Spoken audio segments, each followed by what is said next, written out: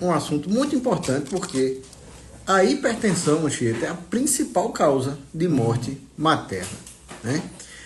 Aproveitar, antes de começar, para mandar aqui um abraço para Lúcia e Fabiana, lá na rua Rui Barbosa, ouvintes do Jornal da Manhã e da coluna Consultório JM. Grande abraço para você, Lúcia, para você, Fabiana. Muito bem. Desenvolver pressão arterial elevada é um dos maiores temores das gestantes e também dos médicos que as acompanham durante o pré-natal. Isso porque, meus amigos, de acordo com o Ministério da Saúde, a hipertensão gestacional é a maior causa de mortalidade materna nos países em desenvolvimento, como é o caso do Brasil. A pré-eclâmpsia é uma condição grave relacionada ao aumento da pressão arterial que, em geral, ocorre a partir do meio da gestação, ou seja, ali depois da 20ª semana. Mulheres com pré-eclâmpsia apresentam pressão arterial elevada, acima de 140/90, e níveis altos de proteína na urina, chamada de proteinúria. Tá? 75% das mortes por hipertensão na gravidez têm como causas a pré-eclâmpsia e a eclâmpsia, o que é lastimável. Haja vista que, em especial, a eclâmpsia, a forma grave da pré-eclâmpsia, é uma patologia que pode ser prevenida desde que se consiga atuar precocemente. Em países desenvolvidos, é raro ocorrer uma morte por eclâmpsia. A doença pode sobrecarregar os rins, o coração e o fígado e causar lesões cerebrais, entre outras complicações. Também é perigosa para o feto, pois pode comprometer o fornecimento de sangue à placenta. Muitas pessoas com pré-eclâmpsia não apresentam sintomas.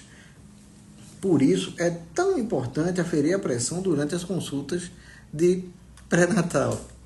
Contudo, alguns dos primeiros sinais são pressão alta, proteinúria, edema por acúmulo de líquido, dor de cabeça, visão embaçada ou com manchas escuras e falta de ar. A pré-eclâmpsia grave pode gerar pressão muito elevada, igual ou maior a 160/110, 16/11, diminuição da função hepática e renal, edema pulmonar, níveis baixos de plaquetas no sangue e redução do volume urinário. Algumas gestantes com pré-eclâmpsia precisam de internação hospitalar para acompanhamento médico. Nos casos mais graves, no entanto, pode ser inclusive necessário antecipar o parto. E os fatores de risco? E as causas? Bom, as causas não estão totalmente esclarecidas, como tanta coisa em medicina, né? Mas suspeita-se que elas tenham relação com a placenta. Acredita-se que realmente existem substâncias produzidas na placenta que, por causa da deficiência de irrigação, caem na circulação materna, lesam os vasos sanguíneos e fazem surgir a hipertensão. Experiências feitas com soro de mulheres com pré-eclâmpsia, colocado na presença de células endoteliais, que são as células das camadas mais internas dos vasos sanguíneos, mostram que o soro é tóxico para essas células. Grande abraço aqui para Patrício Delfino, para Carlos Pascoal, que é o pai de Dr. Igor, está sempre aqui na nossa audiência. Celeste 13 anos mandando as saudações rubro-negras dela. Jesus, só Jesus ajudando, viu, Celeste? Que tem que ganhar as duas e torcer contra vocês e outros. Vamos lá. Embora ainda não se saiba exatamente quais são as causas da condição, há fatores que indicam alto risco de desenvolvê-la, como histórico de hipertensão, doença renal prévia, diabetes, gestação múltipla, ou seja, gêmeos ou trigêmeos, etc. Condições autoimunes, como lúpus, e a pré-eclâmpsia numa gravidez anterior.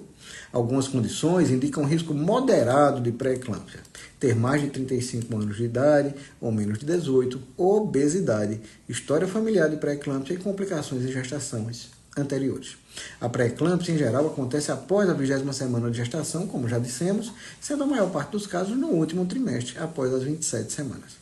Quando o problema ocorre antes de 34 semanas de gravidez, é chamada de pré-eclâmpsia precoce. A condição também pode acontecer após alguns dias ou até uma semana após o parto, no caso da pré-eclâmpsia puerperal ou pré-eclâmpsia pós-parto. A paciente mais sujeita é a primigesta, ou seja, a mulher na sua primeira gravidez. Depois, devem ser considerados os dois extremos reprodutivos da vida, abaixo dos 18 anos, e gravidez na adolescência, meus amigos, é um problema em nosso país, ainda é um problema em nosso país, e acima dos 35 anos de idade. Além disso, as mulheres que já estavam com sobrepeso quando engravidaram e as que ganharam muito peso durante a gravidez são consideradas pacientes de risco. É importante ainda mencionar que casos de pré-eclâmpsia na família aumentam 3 vezes a probabilidade de o problema repetir-se em parentes até o 2º grau, embora o risco seja maior, naturalmente, nos parentes de 1º grau.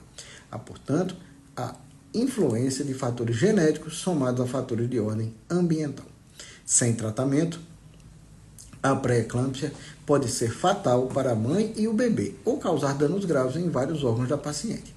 As complicações mais graves para a gestante são eclâmpsia, que se tratam de convulsões, né?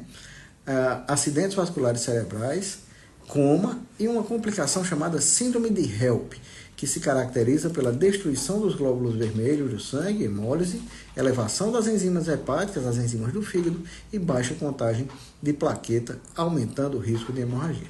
Já para o feto, as mais comuns são nascimento prematuro, baixo peso ao nascer e descolamento de placenta, que pode levar ao óbito fetal.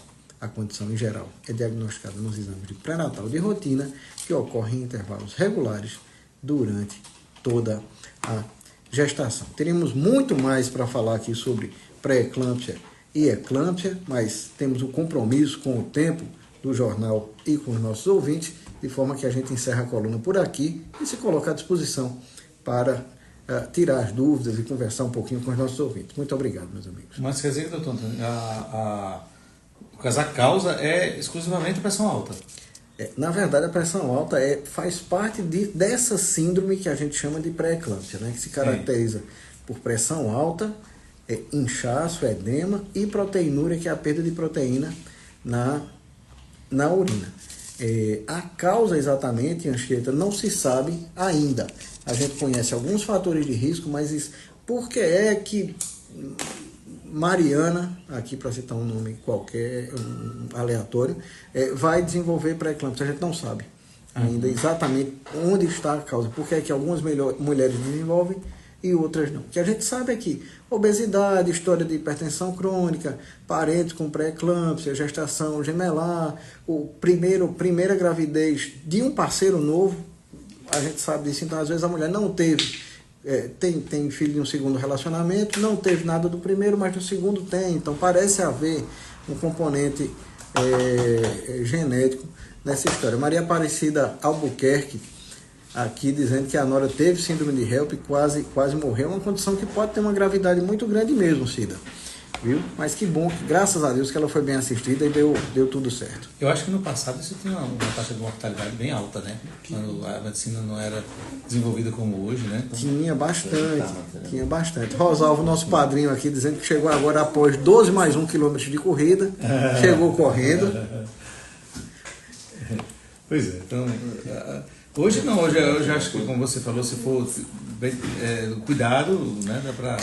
Como a gente conhece a doença e a gente sabe que a assistência pré-natal ela está muito mais disponível também, né, com o avanço da atenção primária em saúde, as unidades básicas. Então, o pré-natal começando certinho, sendo feito certinho, esses níveis pressóricos sendo verificados em cada consulta, você consegue detectar esse tipo de coisa